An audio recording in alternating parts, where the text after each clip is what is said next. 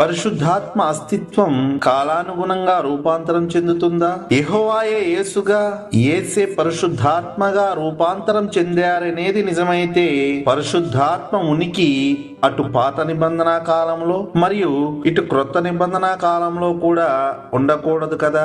పరిశుద్ధ గ్రంథం నుంచి సంఖ్యాకాండము 11వ అధ్యాయము 25వ వాక్యము. యెహోవా మేఘములో దిగి అతనితో మాటలాడి అతని మీద వచ్చిన ఆత్మలో పాలు ఆ 70 మంది పెద్దల మీద ఉంచెను. కావున ఆ ఆత్మ వారి మీద నిలిచినప్పుడు వారు ప్రవచించిరి గాని మరలా ప్రవచింపలేదు. ఈ వాక్యం ప్రకారం పాత నిబంధన కాలంలో పరిశుద్ధాత్మ ఉన్నట్లు స్పష్టమవుతుంది. అలాగే మత్తయి సువార్త 10వ అధ్యాయం 20వ వాక్యాన్ని పరిశీలించినప్పుడు మీ తండ్రి ఆత్మ మీలో ఉండి మాట్లాడుచున్నాడే గాని మాట్లాడు వారు మీరు కారు.